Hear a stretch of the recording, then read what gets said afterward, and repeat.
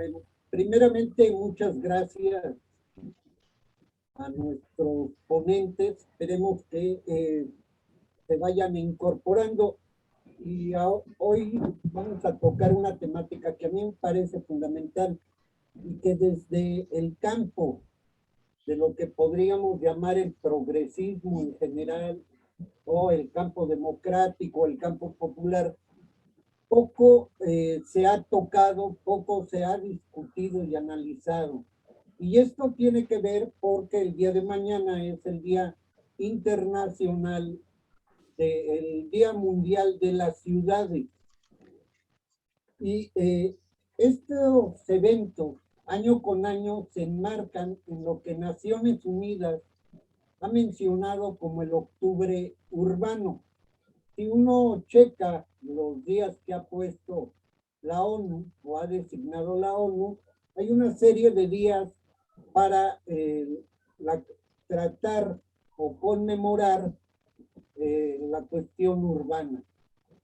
Pero vayamos a algunas cifras que creo es lo que importa. Actualmente en México, en el país, vivimos el 78% de los mexicanos y mexicanas en las ciudades. Esto es, de acuerdo con el INEGI también, 8 de cada 10 mexicanos vivimos en zonas urbanas y casi 4 de cada 10 mexicanas y mexicanos estamos concentrados únicamente en las 10 zonas metropolitanas más grandes. En contrapartida, el Banco Mundial, en el último informe que da sobre la cuestión urbana, estima que hay 4.200 millones de seres humanos que viven en las ciudades. Pero esto representa apenas el 55% del total mundial, siendo América Latina en este lapso en donde más están creciendo las ciudades. Igualmente, este informe nos señala que las ciudades, particularmente como las de Buenos Aires o la de la Ciudad de México, Guadalajara o Monterrey, también ya está Puebla inscrita, son las responsables del 70% de las emisiones globales de dióxido de carbono. Esto es donde más transitan autos particulares. ¿Y cuáles son las problemáticas que ellos enfrentan? Efectivamente, el transporte, los edificios, la cuestión de la energía y la gestión de los residuos urbanos sólidos. El presente año la ONU lo quiere también enlazar o enlazar con el objetivo del desarrollo sostenible, y particularmente el objetivo 11 de los objetivos de desarrollo, que menciona que para el año 2030 aumentará sustancialmente el número de ciudades y asentamientos humanos. Este es el informe de Naciones Unidas, pero como ustedes recordarán, en 1992, en la Cumbre de la Tierra en Río de Janeiro, en paralelo también se llevó un trabajo particularmente de las organizaciones y movimientos sociales, en donde se discutió lo que a futuro podía pasar con las ciudades. De ahí surge la propuesta de crear la Carta Mundial por el Derecho a la Ciudad, a partir de este esfuerzo de la Cumbre de la Tierra. Y entre sus objetivos o principios está que el derecho a la ciudad, o menciona esta carta, que el derecho a la ciudad es el derecho a tener un hábitat que facilite el tejido de las relaciones sociales, el derecho a sentirse parte de la ciudad, el derecho a vivir dignamente en la ciudad, el derecho a la convivencia, el derecho al gobierno de la ciudad, el derecho a la diversidad y a la igualdad de derechos, etcétera, entre otros. Y esto se contrapone claramente con lo que se ha construido como ciudades, ciudades fundamentalmente ligadas a la mercantilización del espacio urbano y particularmente de los espacios públicos. En términos generales, son de las problemáticas que el día de hoy queremos, en términos muy generales, abordar. Y yo por eso les agradezco la presencia a las y los compañeros que están presentes y que van a abordar esta problemática. Iniciaríamos con la compañera Marcela Ibarra, la doctora Marcela Ibarra, para iniciar esta mesa. Le agradezco mucho a Marce. Ella es investigadora de la Universidad Iberoamericana Campus Puebla y le doy las gracias por estar presente. Cada ponente, en el caso de ustedes, bueno, tienen 10 minutos, entre 10, 13 minutos para exponer su temática cada uno. Adelante, Marce. Gracias, Guachi, gracias Gerardo sobre todo por la invitación, y pues en realidad más bien yo traigo una reflexión que es resultado también del trabajo que hice como secretaria de Bienestar justamente en un ayuntamiento emanado de Morena, el ayuntamiento saliente del municipio de Puebla, y en donde tuve a mi cargo la Secretaría de Bienestar. Y justamente dentro de la Secretaría de Bienestar, pues intentamos darle un giro pues al espíritu que tradicionalmente tenía esta secretaría, y que servía pues más bien como para ir generando estos procesos asistencialistas, ¿no? Y de cooptación o corporativistas a partir de los programas sociales. Entonces, bueno, pues dialogando con Gerardo, la idea fue conversar algunas reflexiones justamente de este trabajo que hice y preguntas que nos surgieron justamente cuando estábamos diseñando los programas, ¿no? Entonces, pues voy a compartir estas que son más bien, yo diría, reflexiones desde el trabajo pues cotidiano que tuvimos ahí en la secretaría, y nada más voy a eso, ya a mover esto, no los voy a ver, así que Guachi, cuando me quieras cortar me dices hasta ahí o te quedan 2 minutos para que yo vaya cerrando, ¿no? Pero bueno, rescato como esta noción de Juan Manuel Ramírez, que es fue un sociólogo, politólogo destacado, ¿no? Que él planteaba que la participación se fundamenta en una ciudadanía activa, informada y responsable, ¿no? Y eso hasta ahí me parece muy bien, pero creo que siempre hay que darle más hondura pues a este tipo de afirmaciones, ¿no? Porque ciertamente, pues, ¿qué significa ser activo? ¿Qué significa ser informado? ¿Desde dónde, no? ¿Desde qué tipo de saberes? ¿Desde qué tipo de conocimiento? ¿Y responsable frente a qué o frente a quiénes o con quiénes, ¿no? Entonces creo que eso pues sí requiere como de ir desmenuzando un poquito más. Y yo aquí ya nada más como para situar un poco desde dónde fuimos reflexionando nosotros la participación, pues decir que también creemos que estos saberes y estos conocimientos pues no parten de una sola mirada ni de una sola posición, que no parten del funcionario público, del servidor público, ni de quien lleva a su cargo la administración de programas o de políticas públicas, sino que justamente deben partir de un diálogo con los ciudadanos, con la gente que está viviendo y que habita las ciudades, ¿no? Y que tiene necesidades y que tiene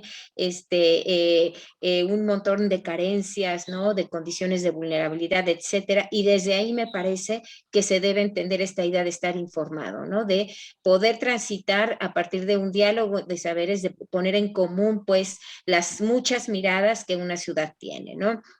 Y en ese sentido, pues eso implicaría pues también reconstruirnos como personas que estamos siendo funcionarios públicos con un cargo que tiene una responsabilidad particular frente a un montón de ciudadanos que están pidiendo o exigiendo cosas, ¿no? Entonces, cuando nosotros entramos, nos preguntamos, y sobre todo, bueno, pues preocupaciones y estas preguntas pues salían porque aunque yo no soy militante de ningún partido, pues sí tengo mucha cercanía con los principios de Morena, ¿no? Y con los principios de la izquierda. Y entonces, bueno, desde ahí intentábamos hacer estas reflexiones de cómo traer esos principios, esos valores y poderlos, pues, aplicar o poner en acción en los programas, ¿no? Y entonces nos preguntábamos, bueno, la participación para qué, la participación por qué tipo de participación es la que queremos promover, quiénes van a participar y dónde o en qué momentos van a participar. Entonces, bueno, preguntas como si se podían obtener mejores resultados si se incluía a la ciudadanía en los procesos de toma de decisiones públicas o si realmente la participación ciudadana contribuía a una cultura democrática, ¿no? Que era también como una de las cuestiones pues que estaban ahí puestas sobre la mesa, ¿no? Y entonces, bueno, pues nosotros pensábamos pues desde esta idea de democracia participativa, ¿no? Que de alguna manera, pues en un modelo de democracia participativa, valga la redundancia, la participación ciudadana tiene un espacio particular en la toma de decisiones, ¿no? Y entonces desde ahí teníamos nosotros que empezar a trabajar en reconocer mecanismos de elección política más allá de las votaciones, ¿no? Es decir, no solamente que la participación de los ciudadanos fuera ir a votar a la urna para elegir a sus gobernantes, sino también que pudieran estar en otros momentos de estos, una vez que han sido elegidos las autoridades, ¿no? Para poder también tomar decisiones en la manera en que se gobierna, ¿no? Entonces, bueno, recogimos como todos estos elementos de la democracia participativa, ¿no? Privilegiar la intervención directa de los ciudadanos en decisiones públicas, la fundamentación del poder político, pues ubicado en la Asamblea de los Ciudadanos, ¿no? Entonces, considerar a la Asamblea como un espacio, un momento y una herramienta importante para poder, pues, posibilitar, ¿no? E ir construyendo además esta participación, ¿no? Recuperar también pues estas ideas de la consulta popular, revisarlas, cómo funcionaban, el plebiscito, el referéndum, la iniciativa popular, ¿no? Etcétera, ¿no? No le habla. Y no te conoce, pero te puede decir. Ay, creo que alguien tiene abierto su micro. Perdón, por No. favor, pide apagar su micrófono a los compañeros que no están haciendo uso de la palabra. Creo que ya, creo que ya. Bueno, y entonces reconocer, pues, ¿no? Desde esta mirada de la democracia participativa, que los actores políticos, quienes gobiernan o representan, deben reconocer también que el origen de ese poder viene fundamentalmente del pueblo, ¿no? Y entonces garantizar la intervención. Y me voy a saltar algunas de estas diapositivas porque me parece, bueno, o alguna parte, ¿no? Creo que también algo que reflexionábamos y que también retomábamos, pues, de otros estudios que se han hecho al respecto, es que la participación ciudadana, pues, debe ir mucho más allá de las votaciones, porque no siempre, ¿no? Y eso, bueno, lo sabemos, o regularmente, el representante elegido, pues, no siempre representa a la diversidad de las poblaciones, ¿no? Sabemos que hay una limitación en nuestro sistema de elección y entonces hay que buscar otras formas de acercar el espacio y darle la voz a los ciudadanos, ¿no? La elección no necesariamente es la más adecuada o puede variar también en el tiempo, a lo mejor en un momento determinado ese parecía que era la elección adecuada, pero conforme pasan los meses, pues tú te das cuenta que no, ¿no? Y así como el referéndum puede ser uno, la asamblea puede ser otra manera de ir participando y alzando la voz, ¿no? La necesidad de que los ciudadanos estén presentes no solo en la elección, ¿no? Y eso ya veremos en qué momentos es importante que estén. La propia imperfección del sistema y las muchas voces que pueden promover mejores soluciones. Entonces nosotros partíamos pues de que a partir de esta base o con estos elementos pues la participación ciudadana nos parecía que era central, ¿no? Me voy a brincar esta también, que hay muchas maneras de conceptualizar la participación ciudadana, social, comunitaria, política, ciudadana ciudadana, ¿no? Pero no me voy a detener en eso. Y bueno, nada más como pensar que la participación ciudadana no solamente es aquella institucionalizada, sino que hay una participación, digamos, autónoma, ¿no? Que existe, pues, justamente para alzar la voz y para levantar la mano desde las movilizaciones, los movimientos sociales, los cabildeos, las negociaciones, las propias presiones políticas, y que esa es una manera también de hacer participación ciudadana. Desde la parte institucionalizada, que fue la que nos tocó a nosotros ir abriendo las puertas, bueno, pues teníamos consejos de participación ciudadana que incluso el ayuntamiento los considera en su reglamento, en la ley municipal están ahí plasmados los consejos ciudadanos. Hay también la figura de comisión, están los comités consultivos y una que nos parece que es fundamental, que son las contralorías sociales y ciudadanas, que son las que dan un monitoreo y una evaluación a los programas sociales, ¿no? Y que ahí hay nos parece que es un espacio sumamente relevante para poder promover la participación de los ciudadanos, ¿no?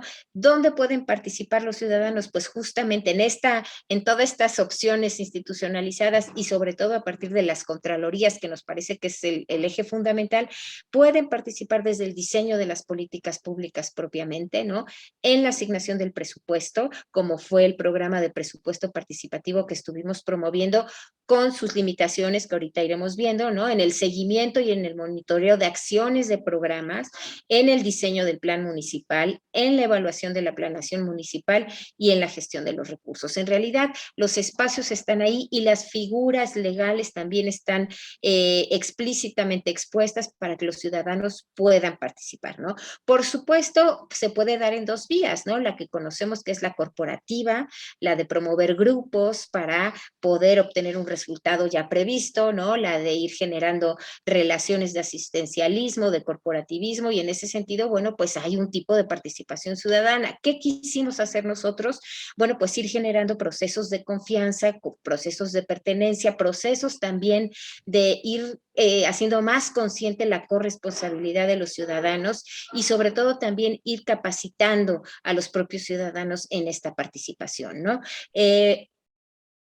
Algunas experiencias que tuvimos, pues voy a mencionar, yo creo que la que más, yo diría la más representativa es la del presupuesto participativo. ¿Por qué? Porque a través del presupuesto participativo, que no fue un programa tampoco diseñado a partir de este gobierno de izquierda, sino que fue implementado desde los gobiernos, desde el gobierno de Blanca Alcalá, un gobierno priista, y que fue promovido también por gobiernos panistas, pero con una vinculación mucho más asistencialista y con asambleas arregladas para poder hacer la elección y la votación de las obras y de los servicios que se elegían, pues nosotros lo que quisimos fue cambiar ese proceso en la asamblea, ¿no? Y lo que hicimos fue trabajar desde la convocatoria, desde las bases, desde recorrer no solamente los espacios más céntricos, por ejemplo, de las juntas auxiliares, sino irnos pues a las orillas de las juntas auxiliares para convocar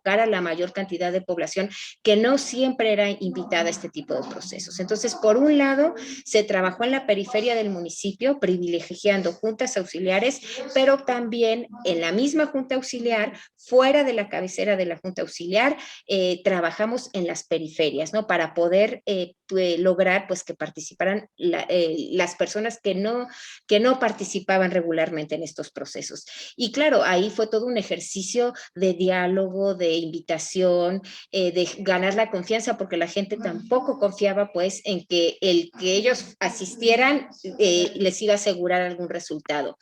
Concientizar a la gente también de que había que votar por una acción y una obra que iba a beneficiarlos a todos y que no siempre iba a ser un beneficio inmediato, que no siempre iba a ser su calle, ni iba a ser su alumbrado, ni iba a ser cualquier cosa que fuera cercano, que podía ser más bien otro espacio que estuviera dentro de su colonia o dentro de su junta auxiliar, pero que a lo mejor ellos no iban a pasar por esa calle, pero que sabían que podía beneficiar a otros más. En fin, bueno,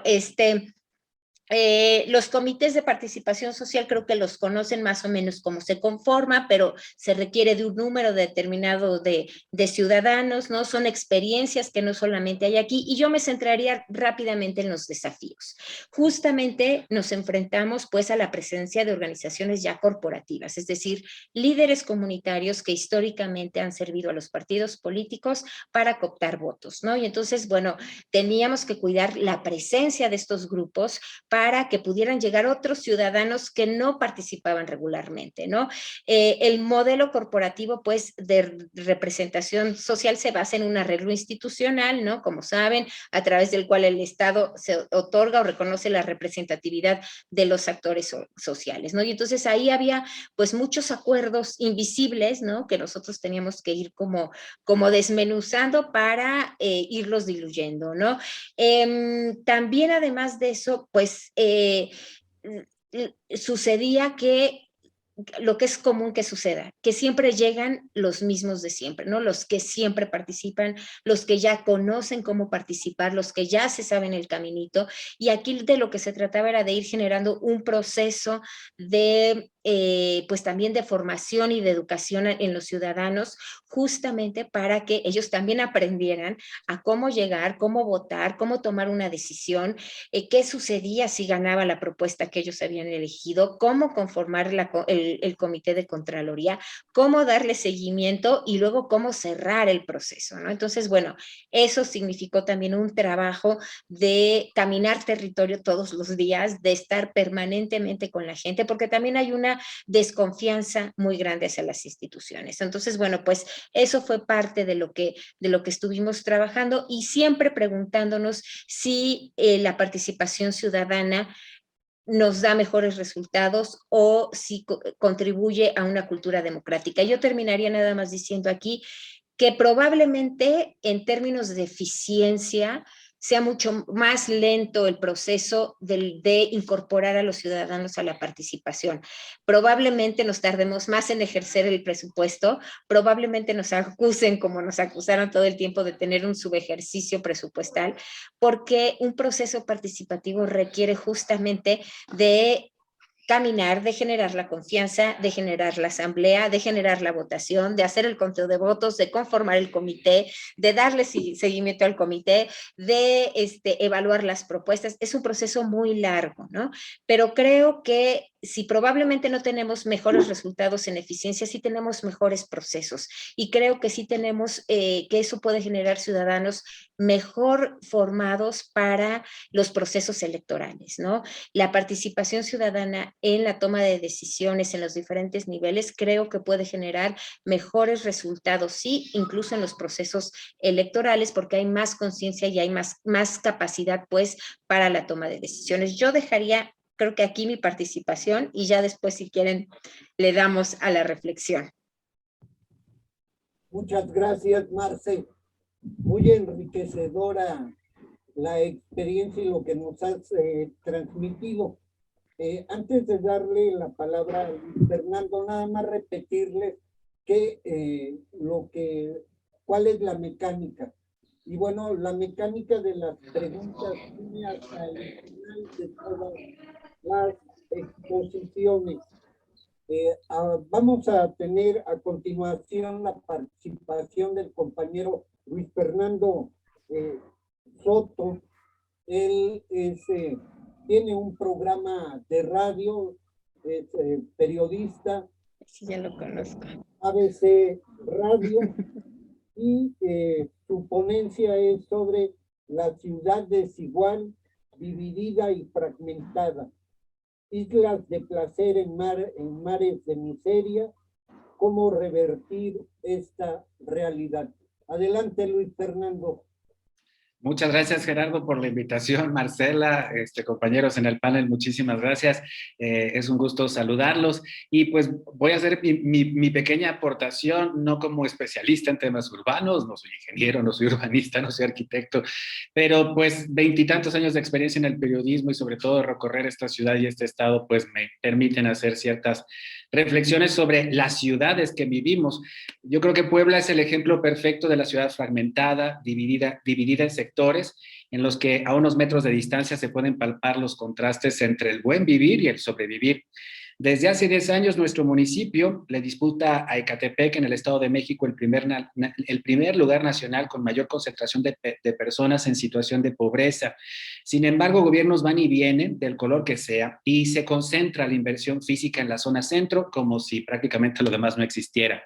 Las ciudades mexicanas modernas han desarrollado distritos financieros, inmobiliarios de lujo, Puerta de Hierro en Guadalajara, Santa Fe en la Ciudad de México, un poquito más viejo, la zona de Valle Oriente en Monterrey, y nuestro vilipendiado y querido Angelópolis, construido también, hay que recordarlo, a base de expropiaciones, un proyecto neoliberal del exgobernador Manuel Bartlett, que con la excusa de utilidad pública despojó a ciudadanos para beneficiar a empresas locales y extranjeras, beneficiarias últimas del proyecto público de desarrollo urbano.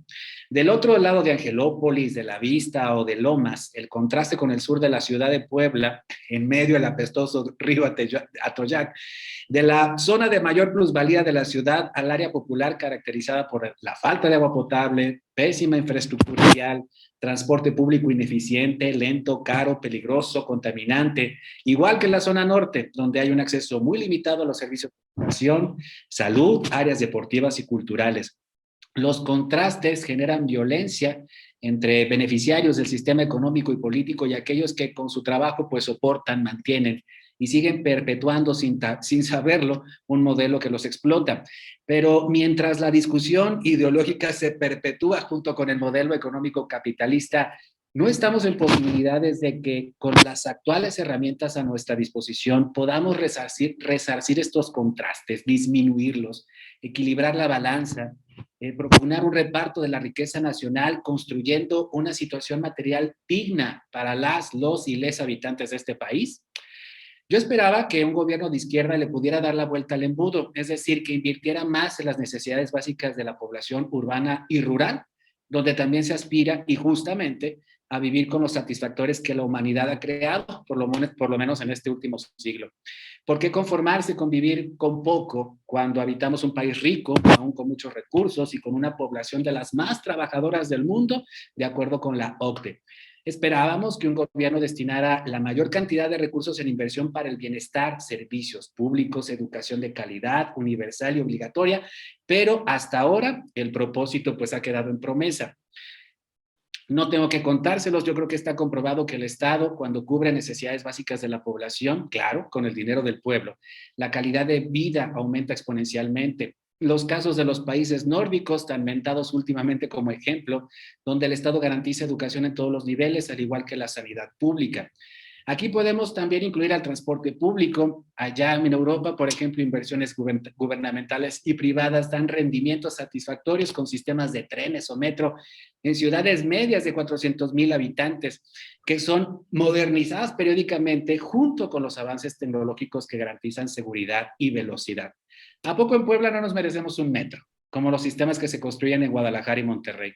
Nuestro sistema de transporte es arcaico, nos resta productividad, obliga a los trabajadores a pasar largas horas en jornadas, en dobles jornadas de trabajo, en unidades viejas, inseguras, contaminantes. Es prácticamente, repito, media jornada laboral extra para ir y venir de sus casas. Proyectos como Ruta, pues se quedaron a medias, sin concluir, impuestos, incluso de manera violenta por parte del gobierno, y es previsible su caducidad si la ciudad no le apuesta a una mejor movilidad, que hasta para eso pues hay secretarías ahora. Los proyectos de ciclovías son plausibles, pero no deberíamos empezar por el principio. La enorme mayoría de los habitantes de Puebla se mueven hoy en transporte público y automóvil, entre baches y sin un sistema de semaforización que garantice fluidez.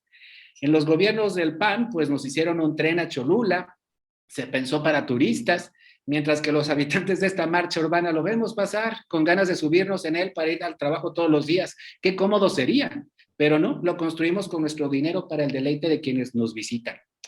Repito, no nos merecemos un sistema de transporte de primer mundo.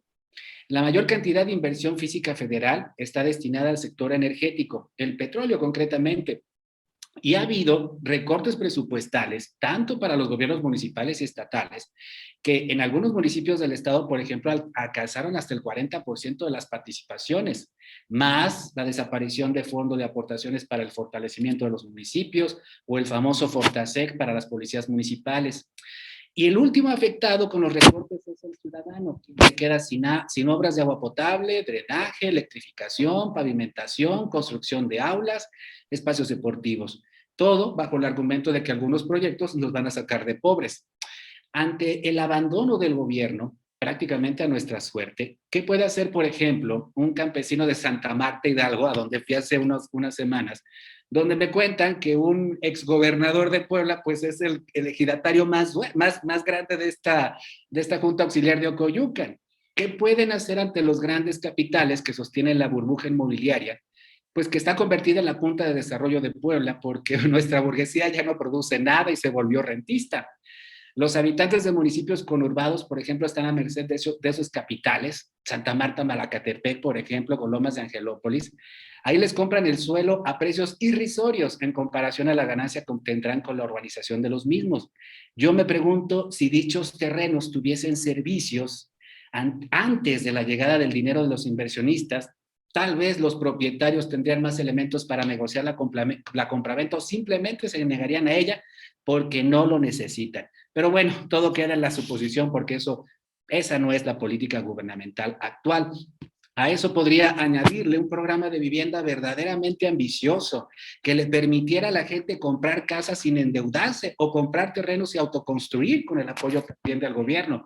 Hace algunos años, en 2007, me tocó hacer un reportaje en la zona oriente del Valle de México, en Chalco y Iztapaluca, donde se construyeron durante el gobierno de Fox enormes unidades habitacionales. Y un empleado de Casas Geo me comentaba que en aquel entonces ellos les costaban las casitas 35,000 pesos. Y la construcción de cada casita era 35,000 pesos de aquellos entonces, porque en el mismo terreno del suelo elaboraban sus propios materiales de construcción y esas casitas eran vendidas eran vendidas, por ejemplo, en precios bases de 250,000, 300,000 pesos, en créditos que se evaluaban en las famosas UDIs, las unidades de inversión. La gente nunca terminaba de pagar esa casa, la empresa la vendía 3 o 4 veces, ¿y cuál es el resultado de esa política gubernamental?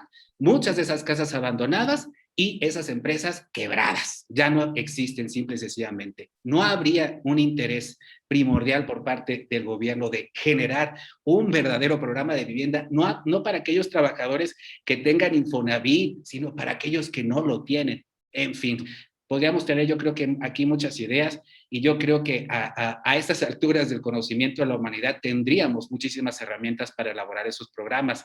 Sigo creyendo que la organización ciudadana popular es la única vía para empujar políticas públicas elaboradas y bien financiadas para, repito, darle la vuelta al embudo y resarcir estos grandes rezagos sociales.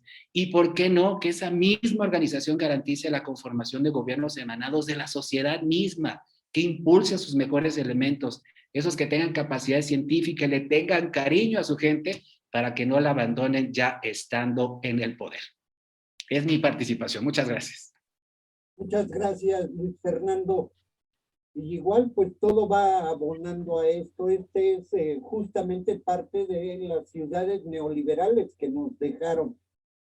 Solo recordar esto que mencionaste, que la expropiación que hizo Piña Olaya y Bartlett, hay todavía no se ha esclarecido el asesinato de nuestro compañero Sebastián Guzmán Arce, de 83 años, y quien estuvo al frente de ese operativo sigue vivito y coleando y sirviéndole al partido en el poder, cualquiera que esté.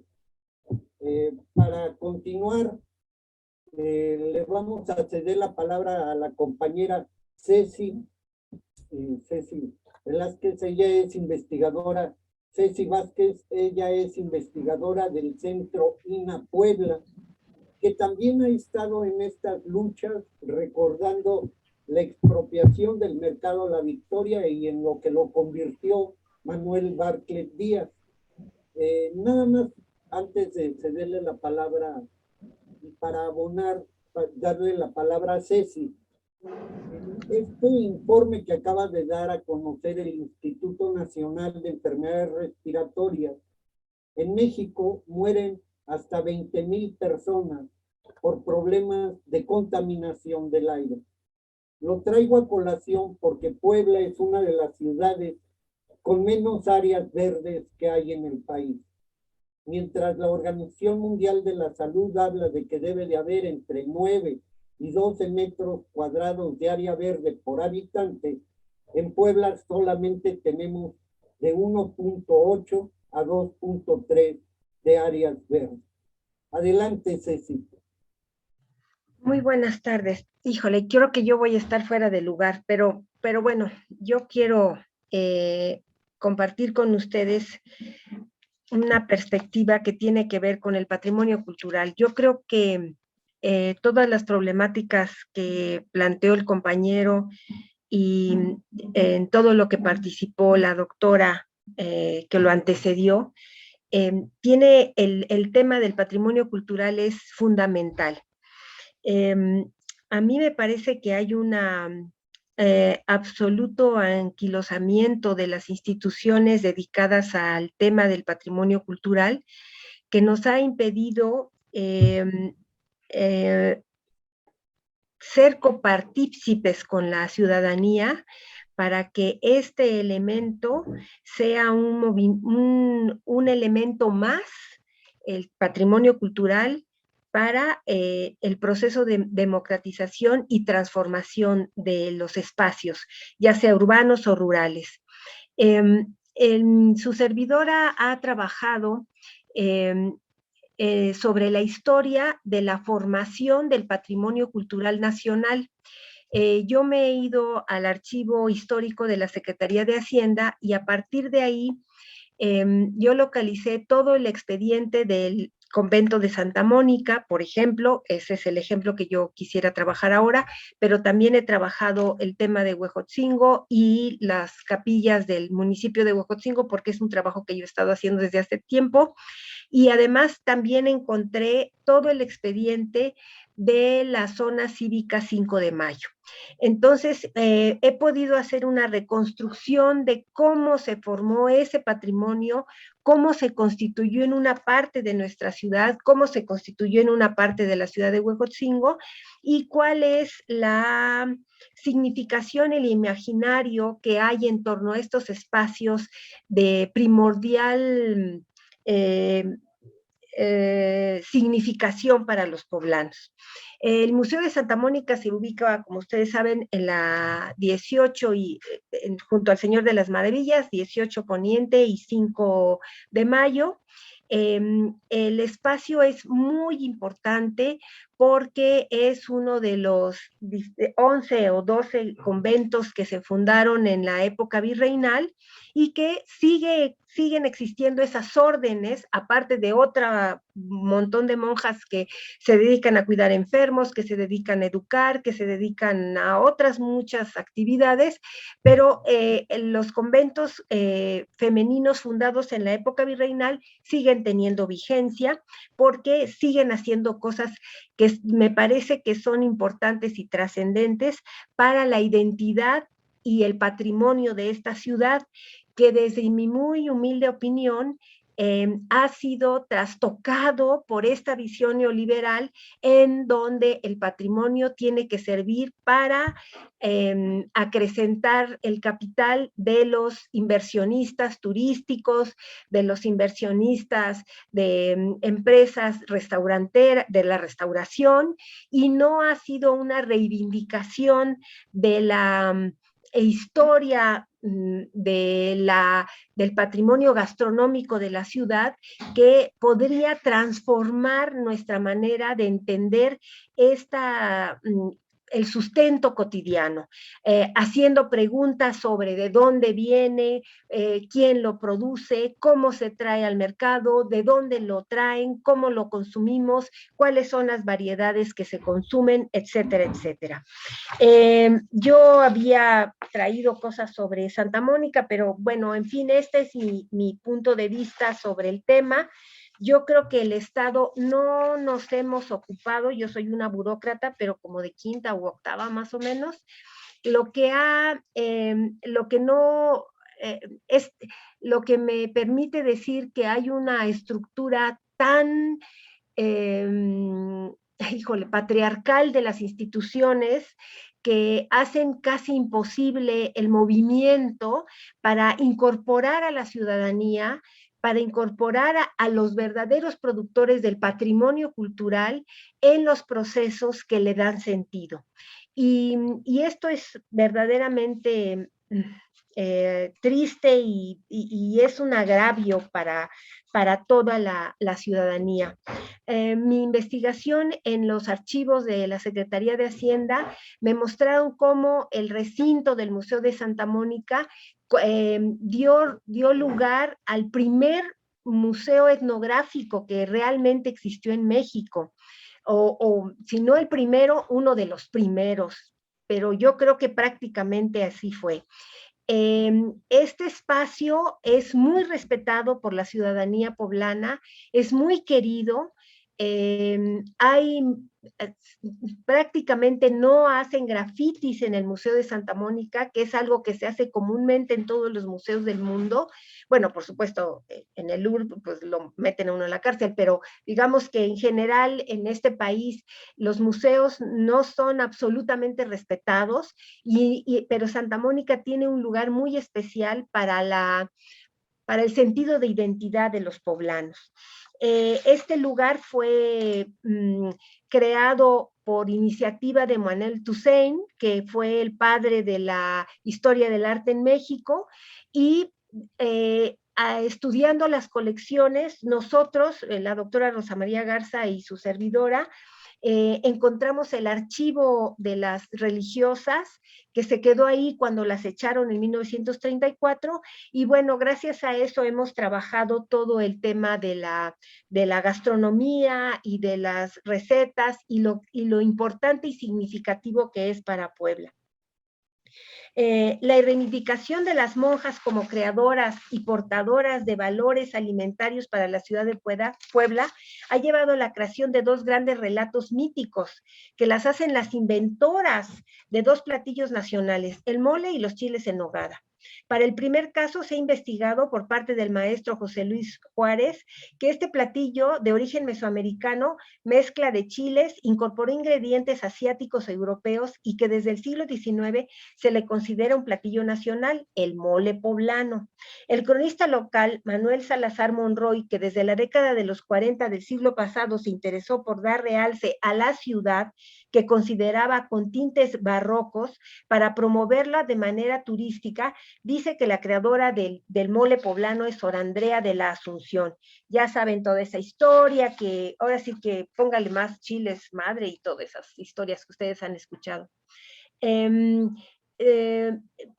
Salazar Monroy, los intelectuales orgánicos de esta ciudad, de los años 40, de los años 50, se preocuparon por darle una imagen a la ciudad como una ciudad beatífica. Por eso los platillos importantes de la ciudad están hechos por manos de virginales monjas, no por cualquier mujer de cadera inquieta, sino tiene que ser manos beatíficas, ¿no? Y bueno, lo mismo sucedió con los chiles en nogada, que se han enaltecido como un platillo que las religiosas del convento de Santa Mónica precisamente ofrecieron a Agustín de Iturbide. Esto es solo un mito, porque lo que se ha hecho con estos mitos es negar la existencia de las cocinas, de las especificidades regionales, locales, de las colonias, de las historias de las cocineras. Nos hace falta hacer la historia de la restauración en Puebla. Yo estuve estudiando para trabajar estas cosas sobre la historia de la cocina de Santa Clara, o cómo se llama la fonda de Santa Clara, y fue la idea de la directora del Museo Bello, que quería ofrecerles a los turistas, ella fue directora por cientos de años de ese museo, y quería ofrecerles a los turistas comida poblana, pero ni modo que la mandara a las vecindades. Entonces, pues tiene la brillante idea de crear un restaurante que ahora es de su familia, ahora es una, ¿cómo se le llama? Una firma. Tienen un restaurante en Cancún, tienen otro restaurante en la Ciudad de México, pero otra vez no hay una reivindicación ni hay un reconocimiento de las verdaderas cocineras que en sus fogones crearon esta parte que nos ha constituido como personas, porque al comer nosotros seguimos viviendo. Nosotros encontramos los recetarios, yo les traje fotografías, pero no sé si les parecen interesantes, del convento también y de las cosas que encontramos. Los conventos de monjas, estos que les hablo, que son desde la época colonial, desde los 1500 hasta 1800 y 1790 y tantos, con la última que es el convento de la Soledad, siguen produciendo alimentos, siguen produciendo dulces, por supuesto, y que le dan mucha importancia a nuestra ciudad, pero no hay otra vez esta reivindicación de los fogones y de las productoras de estos delicias culinarias. La incorporación de la cultura culinaria de la ciudad de Puebla como parte del imaginario para crear una continuidad histórica desde el virreinato hasta nuestros días es lo que los intelectuales emanados del movimiento revolucionario de 1910 crearon para hablar de la cocina mexicana, pero no para hablar de las cocinas regionales, locales, las que hacen toda una gama de sabores y texturas, ingredientes y combinaciones que dependen de espacios sociales, capitales culturales, clases sociales, espacios rurales o urbanos. Las élites han propagado, reivindicado sabores, olores, texturas, sin acreditar los aportes de las cocineras tradicionales, quienes con el nombramiento de la comida mexicana como patrimonio cultural intangible de la humanidad en 2013, siguen siendo usadas y siguen sin ser respetadas. Siguen como desde la época de la conquista, peligrando los territorios indígenas que son las fuentes de los ingredientes amorosamente producidos con otra lógica, la de la tierra como un elemento sagrado. Al mundo empresarial, al de la restauración, del turismo, solo le acomoda la expropiación de estos manjares para ahora llevarlos a sus mesas sin preocuparse por los despojos de que siguen siendo víctimas los pueblos originarios por los megaproyectos como la minería, la explotación de las materias primas, la creación de centros turísticos, la introducción del maíz y soya transgénica y muchos más que violentan toda la tradición alimentaria que desde los años 40 del siglo pasado ha venido afectando a la mayoría de la población. No se habla del patrimonio de la milpa y el municipio de Puebla tiene un montón de milpa todavía. Del fomento a la actividad frutícola de los municipios, por el contrario, se recorta cada vez más terrenos labradíos para hacer fraccionamientos, para hacer parques industriales. Lo que podemos constatar es que el patrimonio forjado por los poblanos es apropiado por intereses comerciales y políticos. En el mes de agosto se realizó una cabalgata en nuestra ciudad para conmemorar la llegada de Agustín de Iturbide, la encarnación de la nación independiente de 1821 y que fue agasajado con chiles en nogada, hechos por las manos puras de las religiosas. La industria restaurantera de la ciudad les otorgó un banquete a estos caballeros, que no creo que hayan sido cualquiera, del 2021, con este histórico platillo, mientras los pueblos originarios luchan por sus culturas, sus agriculturas y todas las turas, como decía el maestro Cortázar. Muchísimas gracias y ojalá que sea de interés, que yo creo que no sé si es. Bueno, ya, muchas gracias. Gracias, Ceci. Y yo creo que sí es de mucho interés, algo que siempre nos está ausente, inclusive en un proyecto, en un programa del campo popular, para no restringirlo tanto a la izquierda, es que falta esta política clara, con mucha claridad, sobre el patrimonio cultural, edificado o no, y lo podemos ver también aquí en la ciudad de Puebla, donde habitan personas de 47 pueblos indígenas y que están total y absolutamente invisibilizados. Y lo otro que nos pone en tesitura es cómo resguardar la propiedad intelectual colectiva de los pueblos y comunidades indígenas. Hay un pequeño texto que quiere leer a propósito para ligarlo con la memoria histórica, el patrimonio cultural y la memoria histórica de nuestro compañero Juan Pablo Jardón. Adelante, Juan Pablo. A ver, perdón, pero no quiero leer el texto, en realidad sería ocioso. Este texto lo hice para agitar un poco la llegada de compañeros a este evento. Voy a tomar algunos elementos para argumentar. La ciudad de Puebla, en particular, fue erigida en un valle, el Valle de Puebla-Tlaxcala, cuya población se calcula en el doble, la población originaria, a la llegada de los conquistadores, en el doble de la población existente en lo que se conoce como el Valle de México. O sea, era muy densamente poblada. No había un concepto de propiedad agrícola particular, privado, sino colectivo. Las comunidades estaban dispersas de manera que cuidaban las milpas, pero además, como es un valle atravesado por una muy buena cantidad de afluentes, muy fértil, y además repleto de bosques. El bosque de la Malinche llegaba prácticamente hasta Analco. Sí, era una feracidad orgánica la que encontraron.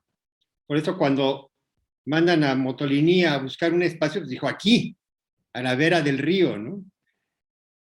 Esa idea de la fundación en el barrio que además decía un barrio mixteco, en realidad es un barrio multicultural, donde las serpientes cambian de piel. Hay un mito ahí enorme, que hay que rescatar toda esa historiografía deformada por el colonialismo, incluso para ellos mismos. Pongo en el apunte donde, pues bueno, los ángeles que elevaron las campanas a la catedral, pero bueno, tenían 1500 entre peones y oficiales que les ayudaron, ¿no? Eso lo callan. O los relatos oficiales que callan también que la catedral, la Basílica Catedral, tardó 3/4 de siglo en construirse y que tiene que ver mucho con la declinación por las inundaciones de la Ciudad de México, que duró inundada 5 años. Entonces, de las 20,000 familias españoles que vivían en la Ciudad de México, se trasladaron en su mayoría a Puebla, con todos sus enseres, sus bienes, sus sirvientes, sus esclavos, con sus talleres, con sus comercios, con su capital. Eso que podría llamarse la aristocracia, más fundacional, pero ya es el siglo XVII. Por eso es tardía la construcción final de lo que ahora es el casco central. Es muy curioso, porque la desgracia de un lado promueve el desarrollo del otro. Y estando entre Veracruz y la Ciudad de México, bueno, era un punto estratégico para el comercio.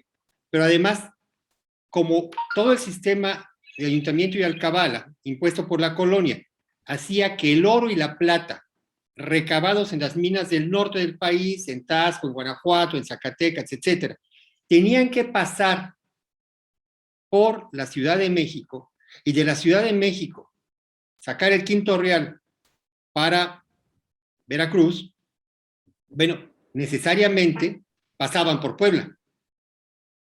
Entonces hubo esa fase del desarrollo tan abigarrado del capitalismo mexicano, favoreció el florecimiento de una casta aristocrática poblana una especie de protoburguesía, no era una clase industriosa, no era revolucionaria, no estaban en contra del feudalismo, más bien venían de lo peor y de lo más atrasado de Europa, lo más católico, de lo más persinado. Y eso fue, ese es el origen, es el germen de muchas de las contradicciones sociales que aún perduran. Pusimos en el cartel de la propaganda para este evento el mapa de la ciudad de Puebla, elaborado por el ejército francés en colaboración con los conservadores para la batalla del 5 de mayo. Si ustedes ven, bueno, se ve un tamaño pequeño, aparecen muy difuminados los barrios del Carmen, los barrios populares en ese entonces, los barrios de los zapateros, de los carniceros, del rastro, y todo lo demás está libre. Porque durante ese largo periodo de 300 años, a todas esas comunidades se descentralizó en las ciudades, a las que sobrevivieron. Acuérdense que esto era provincia de Tlaxcala, en 1531, cuando se funda. Entonces lo que imperó fue la codicia. ¿Sí? Uno de los datos es que sobre la cuestión de cómo evoluciona esto, hay una paradoja constante. Por ejemplo, los nombres de las calles reflejan en realidad un simbolismo cultural y tiene mucha razón la compañera Cecilia. Es decir, cada generación y cada estructura económica va generando sus símbolos. Bueno, eso no lo inventé yo, lo dice Max Weber, lo dicen muchos, ¿no? Pero en Puebla, bueno, se le quitaron los nombres de los santos después de la revolución para ponerle los números, sures, nortes y números, al modelo estadounidense. Pero eso era una tendencia anticlerical. Después se revierte, se mantiene en los barrios, hay una pugna permanente. Es una simbología activa, pero tiene que ver mucho con la disputa por el poder y en esa disputa por la hegemonía, obviamente, por la disputa cultural, por el pensamiento social. No nada más por cuestiones decorativas de la cultura, sino por el conjunto del entendimiento, del pensamiento, de la concepción del mundo. Fíjense que Puebla ni siquiera alcanzó a tener un nombre. Puebla de Los Ángeles. O sea, Puebla es un pueblo, es el pueblo de Los Ángeles. A pesar de que ahora es una ciudad, se sigue llamando pueblo. Pero eso fue un poco al desdén cuando Isabel de Portugal, la esposa de Carlos V, otorga la cédula real, 10 años después de la caída de Tenochtitlan, para fundar la ciudad en Cuetlaxcoapan. Pero, curiosamente, en el escudo de armas del municipio de Puebla, ha sido retomado durante toda la vida, excepto los 3 años del gobierno municipal anterior, durante toda la vida ha tenido las letras KD, significan Karl Quintus, cuando en realidad debería decir Isabel de Portugal, IP, ¿no? Pero pues el machismo, ya saben, no iban a poner el nombre de la reina, cuyo único mérito era ser esposa del rey, ¿no? De un rey que además utilizó todos los recursos saqueados de América, pasados por Puebla, muchos de ellos, pues para unificar primero España y después para pelearse con todo mundo, incluyendo con el Papa. Tiempo. Sí, una crónica detallada sería muy larga, pero miren, hay 3 temas que son fundamentales para cualquier ciudad: transporte, mercados, o sea, abasto, y seguridad.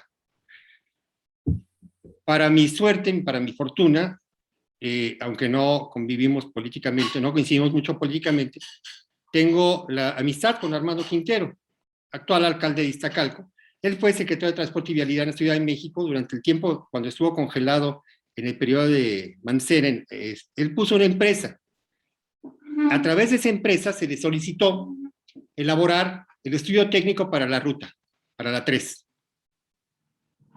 Lo entregó, ni siquiera lo entregó en las oficinas gubernamentales, ni se lo pagaron ahí.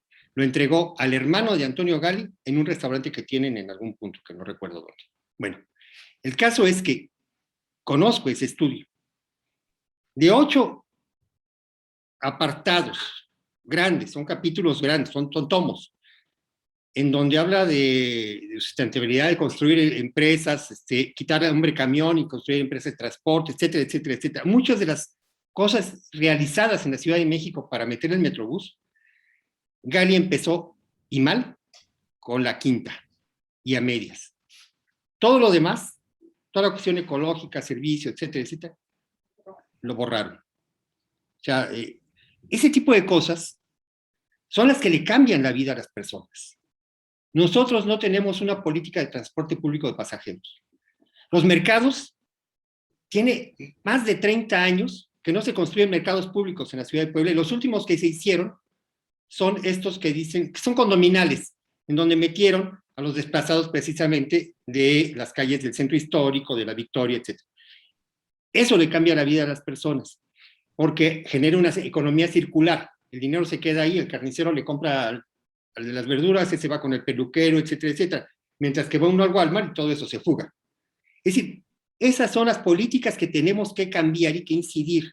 Y eso tiene que ver también con toda la lógica de concesionar, no solamente el transporte, el agua, pero ¿quién es el garante de brindar el derecho al transporte, a la seguridad, al abasto? Es el Estado. ¿Sí? Y la privatización de los servicios, la concesión y la renuncia de parte del Estado a dotarnos de una forma de vida digna es una negación al derecho a la ciudad, a vivirla en términos de como lo explicó el camarada Huachi al principio de esta reunión, y son los contenidos en la Carta por los Derechos de la Ciudad. Yo ahí lo dejo. Gracias. Gracias, Juan Pablo. Y vamos a ver algo que, bueno, lo ha venido trabajando un compañero y que tiene que ver con una disputa en la que estamos hoy actualmente en Puebla y creo que a nivel nacional, y que tiene que ver con la defensa del agua y el derecho humano al agua, para lo cual le pido al compañero Ricardo Obando, pues que tome la palabra. Adelante, Ricardo.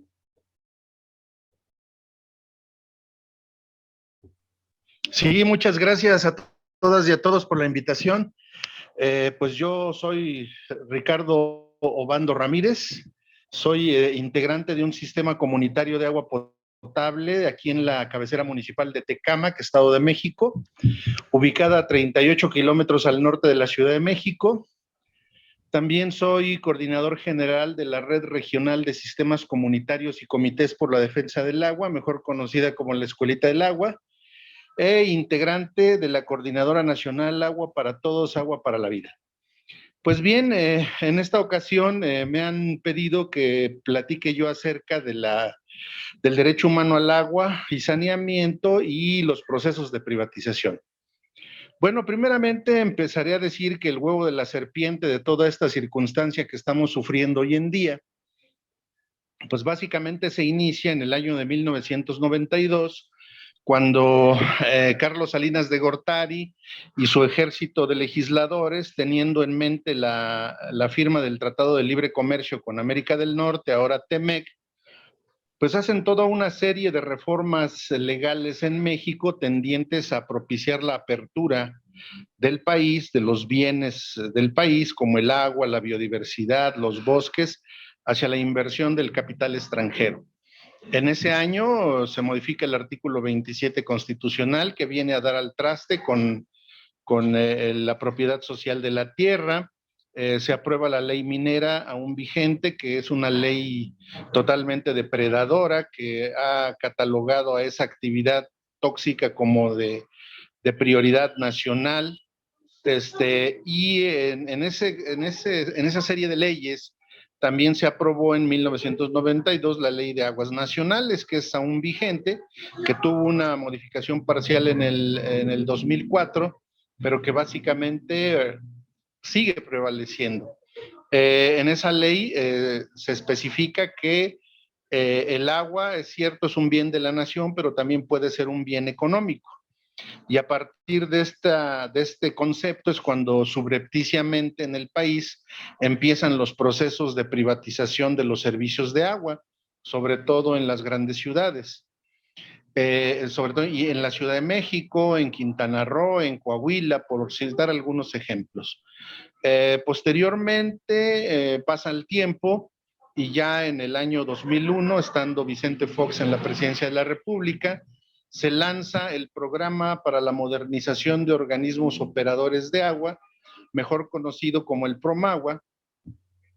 Este es un programa que plantea o más bien impone el paradigma de las asociaciones público-privadas para la gestión del agua, en donde es deber del Estado apoyar la participación privada con recursos de la nación a fondo perdido, y pues este programa así lo plantea, ¿no? Y que es necesario aplicarlo en ciudades de más de 50,000 habitantes. Perdón, es aplicado a ciudades de más de 50,000 habitantes, es decir, que se está planteando pues el negocio, ¿no? Este PROMAGUA, Programa para la Modernización de Organismos Operadores de Agua, se actualiza en el 2008, posteriormente se actualiza en el 2012, y después de que llega el nuevo gobierno de la llamada 4T, pues nosotros pensábamos que esto pues iba a terminar de alguna forma, ¿no? Sin embargo, pues resulta que en el 2019 en Internet encontramos una nueva actualización ya estando este gobierno. Estos procesos de privatización pues han sido particularmente virulentos en muchos estados. Creo que Puebla ha sido uno de ellos, en donde ha habido una lucha de muchos años. Conocemos a algunos compañeros de la Asamblea Social de Puebla que nos han informado los procesos virulentos ahí, en donde incluso se hacen cortes de drenaje, ¿no? Y bueno, y pues la empresa privada tiene la prioridad. Lo mismo ha sucedido en Coahuila, donde también se tiene esta alta prioridad de mantener un paradigma donde las asociaciones público-privadas benefician básicamente a la inversión de grandes capitales, pues tienen esta prioridad, ¿no? Sabemos también lo que está sucediendo en Veracruz, en Boca del Río, donde también está la empresa Odebrecht manejando el sistema operador de agua. Pues bien, ante esta circunstancia, pues viene algo que a nosotros nos ha beneficiado mucho, que es la modificación del artículo 4 constitucional, afortunadamente en el año 2012, el 8 de febrero, en donde se decreta el derecho humano al agua y saneamiento. Entonces, a partir de ahí, pues es cuando se establece un nuevo paradigma, porque además involucra a la federación, a los gobiernos de los estados, a los gobiernos municipales, así como a la ciudadanía. Y es en ese momento cuando nosotros leemos esta reforma, pues ahí los sistemas comunitarios de agua y saneamiento nos sentimos incluidos porque pues nos consideramos ciudadanos, ¿no? Ciudadanos que actuamos, ciudadanos pensantes, que requerimos cambios importantes en las leyes para poder acabar con estos procesos de neoliberalismo económico, ¿no? En agosto de ese mismo año, del 2012, también se da la posibilidad de que los ciudadanos podamos presentar iniciativas de ley, precisamente en agosto, en el artículo 35 y 71 de la Constitución, mediante ciertos requisitos, entre los cuales se encuentra la recopilación de firmas de ciudadanos del 0.13% del padrón electoral para poder meter estas iniciativas. Nosotros desde el año 2012, cabe mencionar, nos dimos a la tarea de empezar a hacer una iniciativa ciudadana de ley general de aguas, en donde confluyeron académicos, confluyeron representantes de sistemas comunitarios, representantes de sistemas de riego campesinos, pueblos indígenas, ecologistas, representantes de organizaciones no gubernamentales y para no hacer el cuento tan largo, esta iniciativa de ley la presentamos en febrero del año 2020, cuando apenas estaba arrancando la pandemia del COVID-19. Estuvimos ahí en el Congreso, hicimos una gran marcha donde hubo representación de diferentes personas de otros estados de la República, se hizo una marcha al Senado y dejamos como antecedente esto, ¿no? Fue la primera ley ciudadana en materia de agua que ingresó en el Congreso para su análisis y posible posterior dictamen y aprobación en los siguientes meses. Sin embargo, en este proceso también el grupo parlamentario de Morena presentó una iniciativa propia. La Comisión de Recursos Hidráulicos, después de haber llevado a cabo unos foros en toda la República un año antes, también presentó la suya. Y en esa circunstancia, durante 2020, mediante foros virtuales, mesas de trabajo virtuales, coloquios virtuales, estuvimos dialogando con los diputados y las diputadas para poder sacar una ley consensuada que se obtuvo más o menos como en agosto del año pasado. Esta ley básicamente prevalecen los criterios de la iniciativa ciudadana, que básicamente son la democratización en la toma de decisiones, básicamente reformando los consejos de cuenca, que como todos ustedes saben están ocupados por la hidrocracia y por el gobierno, por intereses corporativos.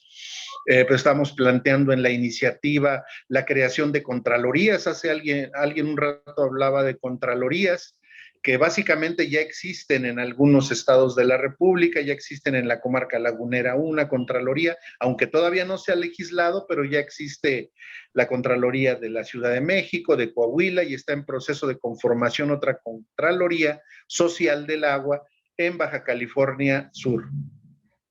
Entonces, también dentro de otras cosas que está proponiendo nuestra ley, es democratizar los sistemas operadores municipales, echar abajo, revertir los procesos de privatización que se han dado, reconocer a los sistemas comunitarios como con personalidad jurídica propia, como sujetos colectivos de derecho público, es decir, aspirando a ser autoridades del agua, con capacidad de poder tener financiamiento público, y todo esto en un afán pues de revertir la grave crisis hídrica que tenemos. Sin embargo, en la 64 legislatura que terminó apenas en agosto, no tuvo la voluntad política de respetar los acuerdos, a pesar de que ya se había sacado una ley consensuada, y pues le quedaron mal a México. Nosotros estamos explorando posibilidades de hacer una denuncia por omisión grave al Congreso, porque esto debió de haberse dado desde febrero del 2013. Porque no hay que olvidar que el mandato de una nueva ley general de aguas venía en el artículo 3º transitorio del decreto que elevó a rango constitucional el derecho humano al agua y saneamiento en el año 2012, concretamente el 8 de febrero. Entonces esta ley debería de haber quedado ya aprobada desde el febrero del 2013, pero han pasado más de 8 años y hay una terrible resistencia de parte de lo que nosotros hemos denominado la hidrocracia o la hidromafia, que por cierto detentan el 70% de las concesiones, ¿no? Y ellos apenas representan el 2% de los concesionarios. O sea, hay una gandalle del agua en el país, o como muchos compañeros dicen, cuando se hablaba de la sequía hace algunos meses, decían, no es sequía, es saqueo, ¿no? Porque se privilegian las concesiones a las grandes empresas, a esta hidrocracia, que se resiste a cualquier cambio, ¿no? Inclusive se acaba de aprobar la reforma a la NOM 001, que mide los rangos que debe de tener el agua en contaminantes, y sin embargo ellos ya levantaron la voz y dijeron que eso viola el Tratado de México, Estados Unidos, Canadá, que eso no puede ser, que no se les consultó, y básicamente esta hidrocracia pues está representada.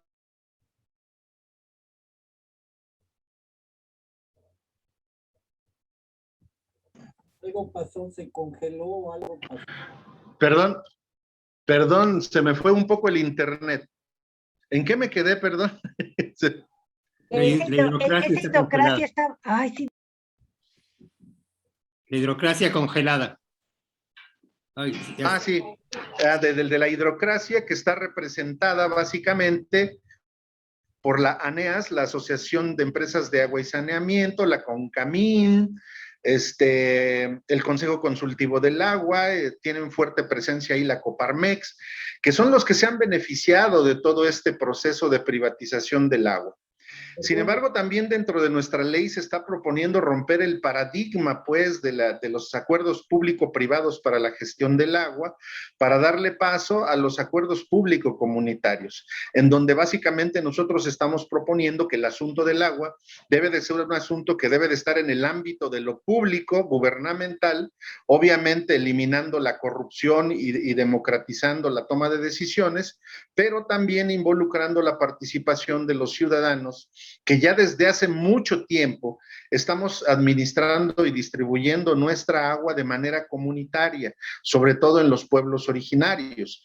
Mi sistema comunitario nació en 1951, cuando se secó la laguna de Jaltocán, que era una de las grandes lagunas que rodeaban a la Ciudad de México. Hace un rato se habló de las inundaciones. Pues sí, todas estas lagunas se desecaron, pero las inundaciones continuaron y continúan aún hoy en día. Y bueno, entonces, básicamente este es el asunto. Hay una situación muy urgente.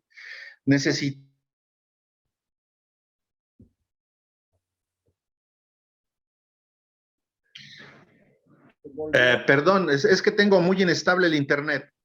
Entonces necesitamos, pues, ponernos las pilas como ciudadanos y exigir que se apruebe ya esta ley, porque básicamente los ciudadanos ya les dimos el remedio y el trapito a los legisladores, y pues no es justo que ellos estén cayendo en estas omisiones graves, en no modificar el marco regulatorio del agua en México, que es una necesidad urgente. Inclusive, pues se habla hoy de la 4T, de la llamada 4T, pero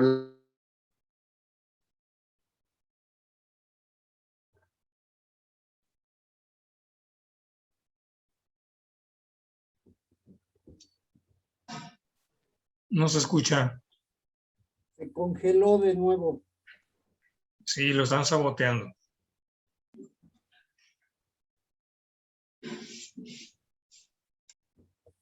No. Pues yo creo que continuamos.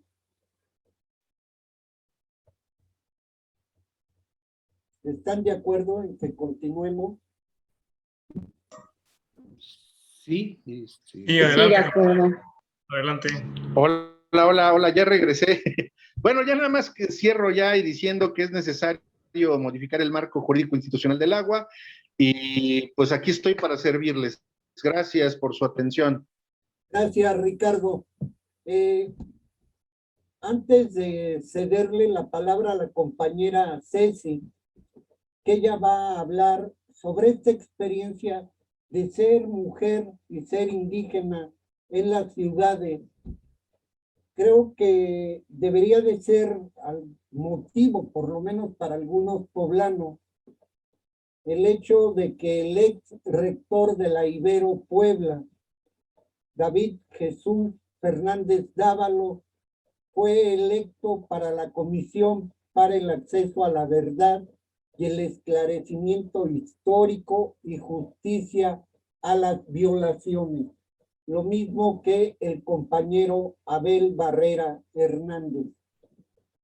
Sabemos del compromiso que tiene el jesuita David Fernández con las luchas populares. Aquí en Puebla lo llegó a demostrar en múltiples ocasiones.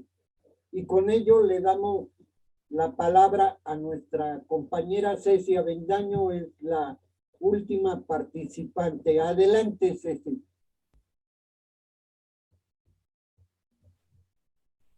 Hola, buenas noches a todos. Mi nombre es Cecilia Avendaño Herrera, soy profesora de inglés. Estudié lenguas modernas en la Facultad de Lenguas de la UAP. Y bueno, gracias Gerardo por la invitación de compartir mi experiencia. Soy profesora, como mencioné, soy profesora de inglés en universidad y a nivel secundaria.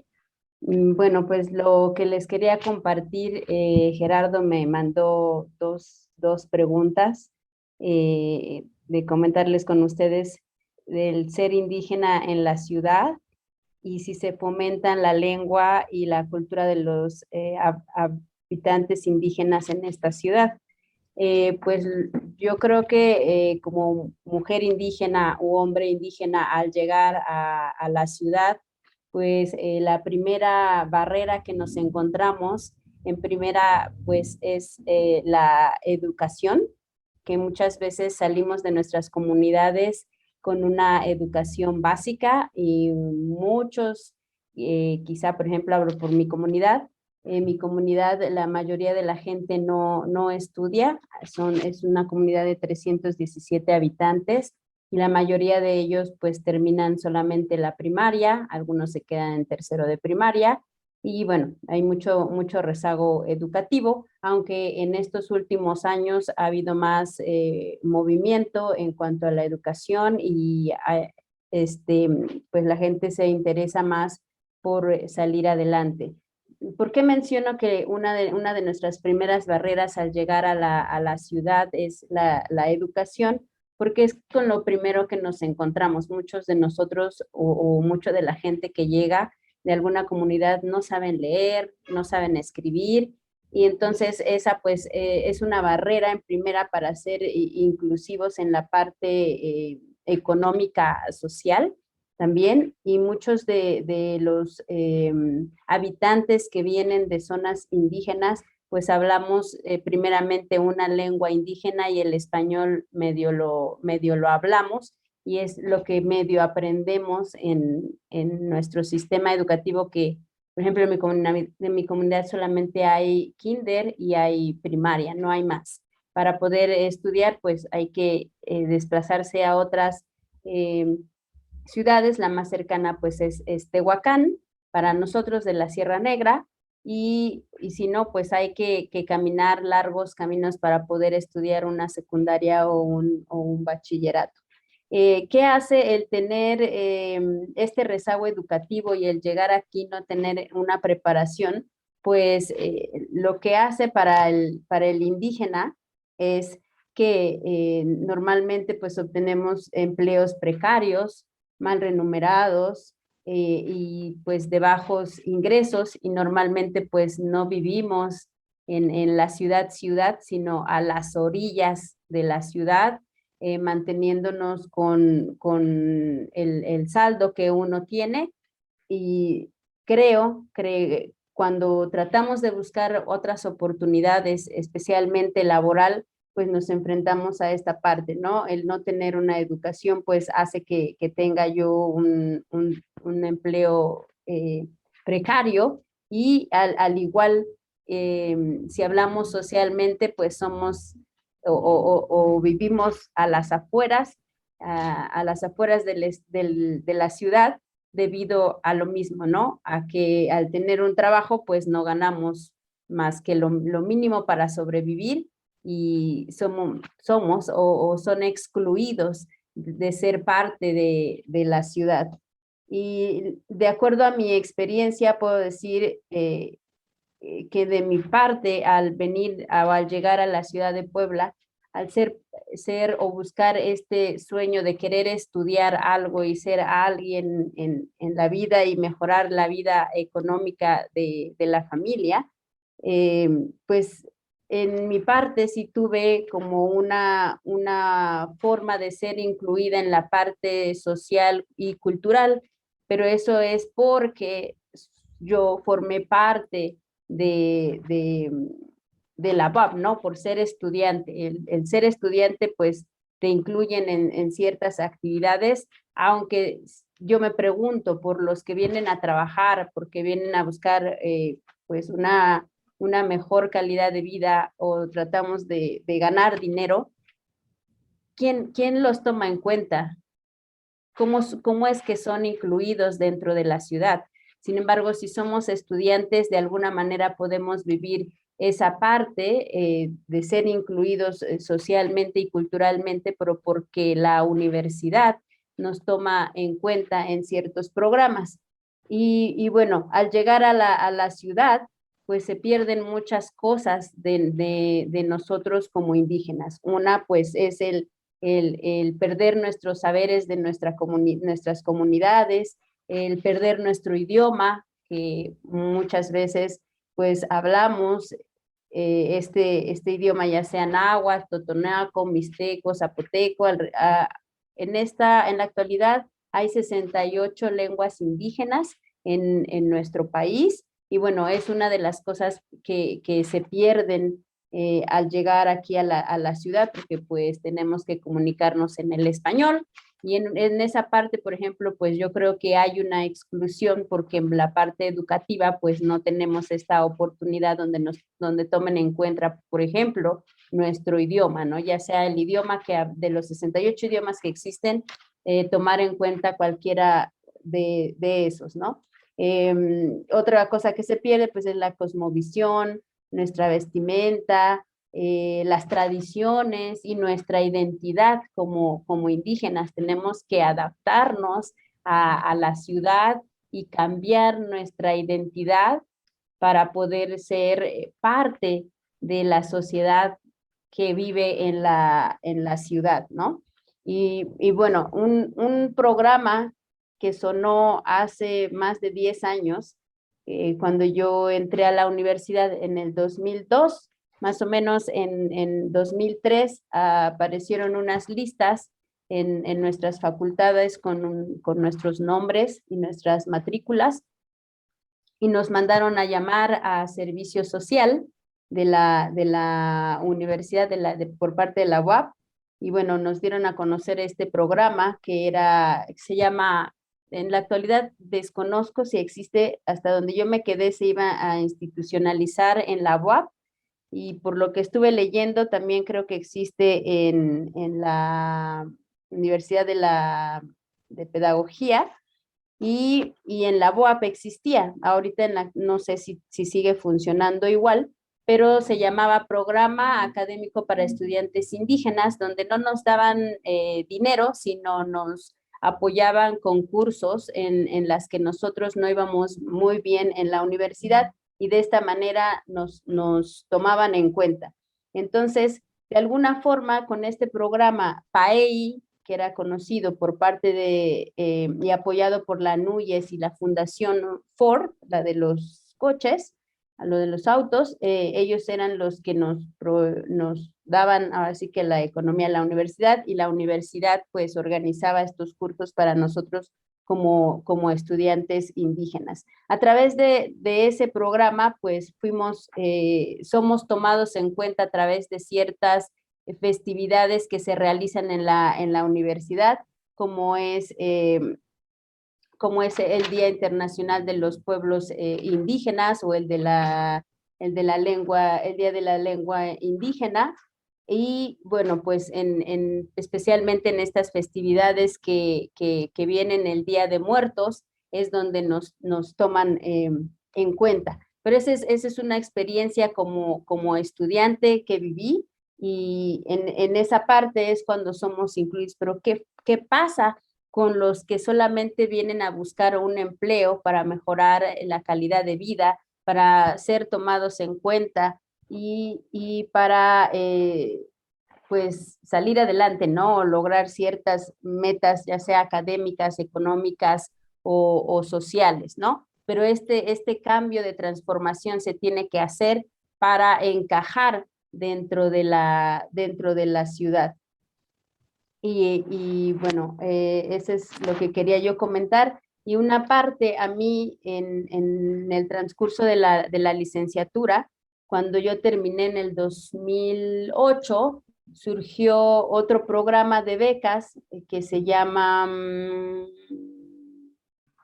Erasmus Mundus.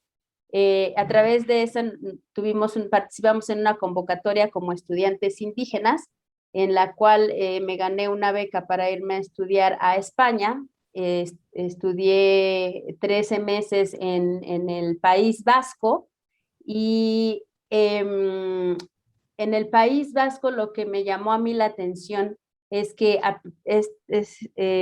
siendo españoles, tenían también una lengua que es la lengua vasca o euskera, y en la universidad donde yo iba, por ejemplo, tenían esta parte, la mayoría de la gente en la ciudad hablaba euskera, y en la universidad tenían esta división donde los alumnos, donde los que venían de la ciudad, de las comunidades, de los pueblos, llegaban a esta universidad, en la Universidad de Deusto, se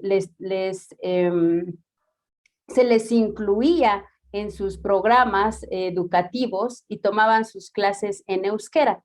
Y por otro lado estaban los alumnos que tomaban sus clases en español, ¿no? Entonces desde ahí se ve esta parte de la inclusión aquí de los indígenas. Y bueno, en México, no sé si porque son 68 lenguas indígenas las que se hablan en nuestro país, más las variantes, que no somos tomados en cuenta de esa manera. Y bueno, el querer formar parte de forma social y económica o cultural está complicado, ¿no? Ahora promueven muchas actividades relacionadas a la cultura, y me refiero, por ejemplo, ahora al gobierno. Si se refiere a decir, vamos a hacer esta festividad y bravo a los indígenas y bienvenidos, y hay esta incoherencia, ¿no? Porque se habla de querer integrar las culturas indígenas o los pueblos originarios dentro de las festividades que quizá promueven en la ciudad. Sin embargo, si vamos a los pueblos, pues los pueblos indígenas viven rezagados, sin ayuda, sin ser escuchados, y estando, los hacen a un lado, ¿no? Hace rato alguien comentaba, no me acuerdo quién la primera que habló, la primera participante, creo, no me acuerdo cómo se llama, comentaba algo sobre la democracia y que lo que el pueblo, mencionaba algo así, que lo que el pueblo decide, ¿no? Y muchas veces cuando están en campañas, promueven el que los van a tomar en cuenta, en que, no sé, les van a llegar sus participaciones, apoyo, etcétera. Sin embargo, cuando están en el poder, pues se olvidan de esa gente, ¿no? Se olvidan de tomarlos en cuenta, porque la gente creyó en él o en ese candidato, y bueno, al final siempre se acaban olvidando de las comunidades indígenas, y sobre todo en el reforzar o en el incluir a estos pobladores indígenas que vienen a la ciudad, y bueno, no somos tan incluidos en la ciudad, y estar en nuestros pueblos, pues digamos que entre nosotros nos apoyamos, porque que un gobierno vaya hasta allá y dé lo que prometió, está complicado. Entonces, mi experiencia más que nada es que la inclusión quizá existe para los que somos estudiantes, y los que no, ¿cómo son tomados en cuenta? ¿Cómo son incluidos? Y creo que ahí pues es un reto en el que se tiene que trabajar. Esa es mi contribución, Gerardo. Gracias, Ceci. Sokamati Tlazocamati. quema. Habría que ir, ¿por qué invitar a Ceci? Bueno, porque previamente justamente ya habló del apoyo que dio la Fundación Ford. La UAP nada más puso la detección de universitarios. El recurso lo puso la Fundación Ford. Y fue a partir de ahí que se hizo el primer trabajo de campo para saber cuántos miembros de comunidades indígenas había en la ciudad de Puebla.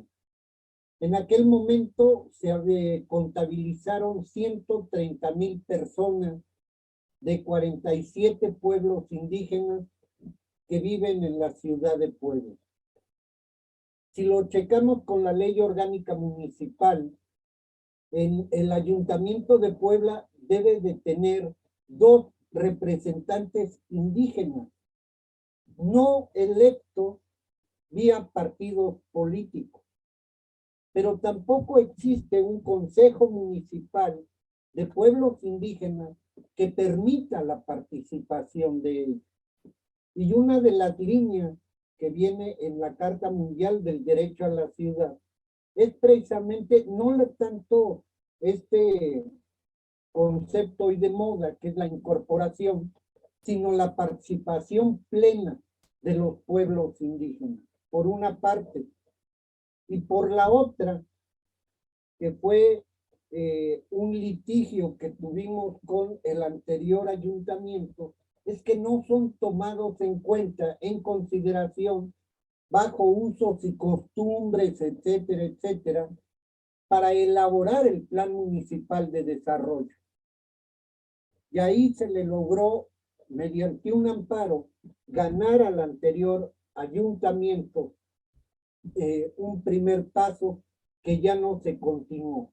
Y creo que estamos frente nuevamente a el hecho de que no se les tome en consideración para elaborar el plan municipal de desarrollo. Es en términos generales la idea de poder invitar no solo a Ceci, hay un grupo de compañeros mazatecos muy activos en la ciudad de Puebla que desafortunadamente no pudieron estar. Bueno, con esto yo les quiero dar las gracias a los compañeros que participaron. La compañera Marce se tuvo que retirar, pero se le agradece a Luis Fernando, a Ceci, a Ricardo y obviamente a Ceci Avendaño. Y ahora sí, pues está abierto el micrófono para los compañeros que quieran hacer uso de la palabra y tienen hasta 3 minutos para hacerlo. Aquí le pediría al compañero Juan Pablo que me eche la mano dando la palabra. Adelante, tienen ustedes la palabra. Pueden poner la manita y en su... O solicitar. Marco Moreno, por favor, para empezar. Gracias y buenas noches a todos y felicidades a todos los ponentes que prácticamente nos vinieron a dar una buena sacudida sobre esta situación que hay en la ciudad y concretamente en el caso de la ciudad de Puebla. Una vez que vi la invitación, vi el mapa efectivamente que invitaba a este evento. Recuerdo que esta ciudad fue trazada perfectamente, tenía unos trazos increíbles y que no había ningún pierde, nadie se podía perder en esta ciudad. Pero el capitalismo llega y empieza a deformarla. Voy a poner nada más un pequeño ejemplo. El famoso, la avenida Juárez, que antes era un camino real que llevaba al Cerro de San Juan, era una zona zona habitacional prácticamente. Pero ¿qué sucede? Pues el capitalismo empieza a desplazar a las casas habitaciones del centro histórico, los empieza a mandar hacia las periferias y la ciudad se empieza a deformar. Hoy vemos, por ejemplo, para no hacer el cuento largo, que esta avenida que antes era un camino real al Cerro de San Juan, pues está llena de antros, bancos, restaurantes, edificios, en fin, pero que pero para nada de lo que se trataba de plantear. Lo que a mí me llama mucho la atención, la ponencia, el segundo participante, la fractalización de la ciudad. Sí, efectivamente, pero bueno, pues esto es producto de una ciudad neoliberal. Estamos en ello. No hay de otra. No quiere decir, no estoy copiándole a Angela Merkel, ¿no? Simple y sencillamente es lo que tenemos es eso, una ciudad mercancía. En ella se gestan todo tipo de relaciones y sobre todo predomina la situación de la compra-venta de todo, de la tierra, de la habitación, del agua, de los energéticos, de los alimentos. Todo es un comercio. Y nosotros, como pobladores de esta ciudad, no podemos hacer ni podemos influir, dadas las condiciones neoliberales que nos han impuesto el capitalismo desde hace mucho tiempo, cuando se deforma la ciudad y se capitaliza todos sus bienes. Entonces no podemos actuar en ese sentido mientras no estemos verdaderamente organizados. Varias intervenciones hablaron de la necesidad de generar una organización que venga desde abajo. Ya se ha planteado desde hace mucho tiempo de la necesidad de tener el gobierno de los pueblos.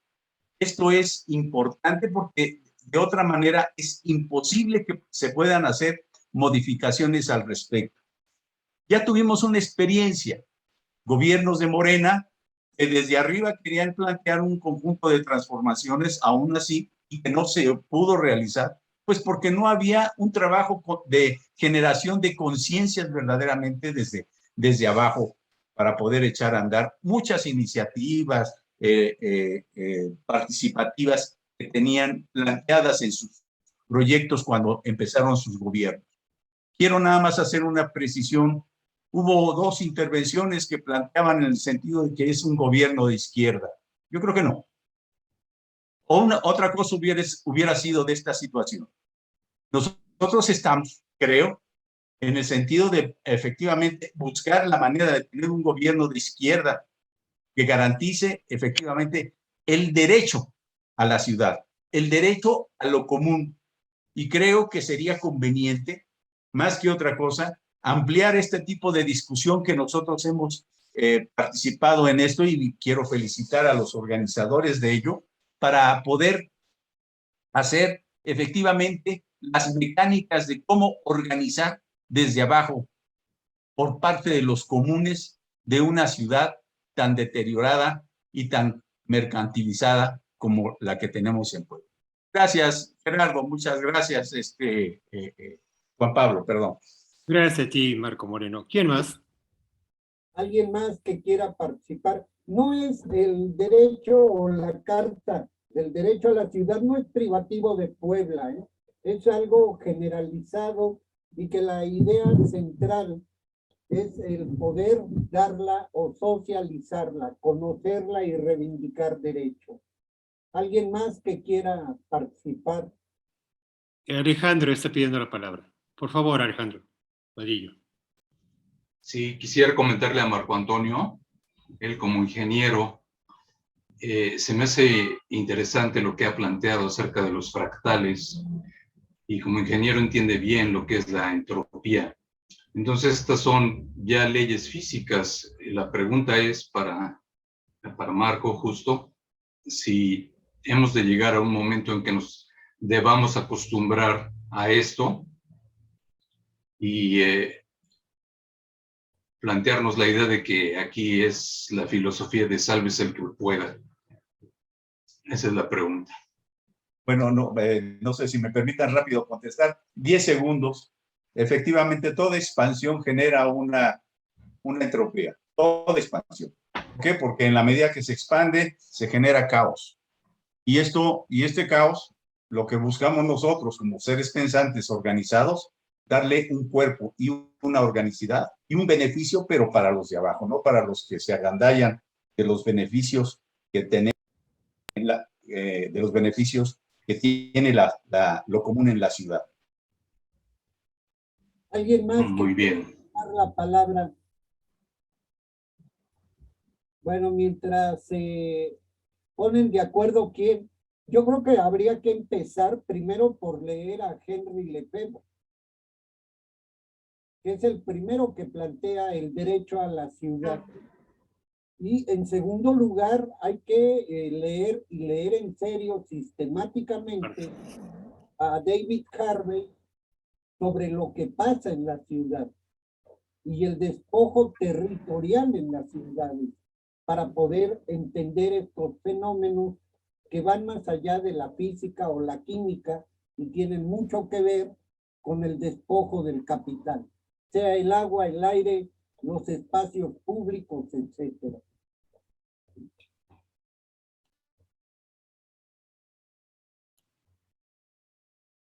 Bien. Nadie más parece ser. Pues si no hay alguien más, les doy las gracias por escucharnos, gracias a los ponentes, y es algo que debemos de continuar, no solo en Puebla, insisto.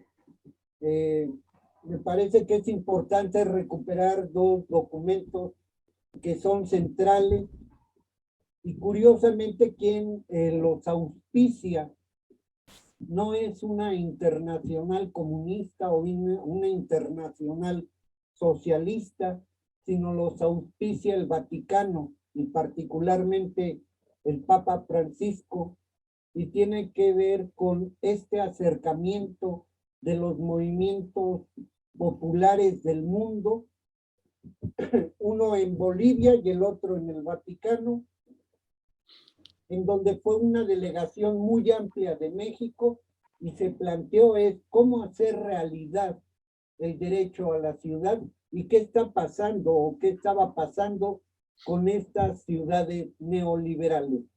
Creo que tenemos muchas tareas por delante. Pues muchas gracias a todos.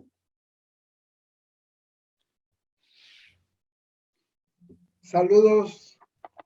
José, Muchas tareas tenemos. Es que es gigante el trabajo. Lo de hoy nos da trabajo para mucho. Bien. Pues muchas gracias a todas, todos. Hasta luego. Gracias.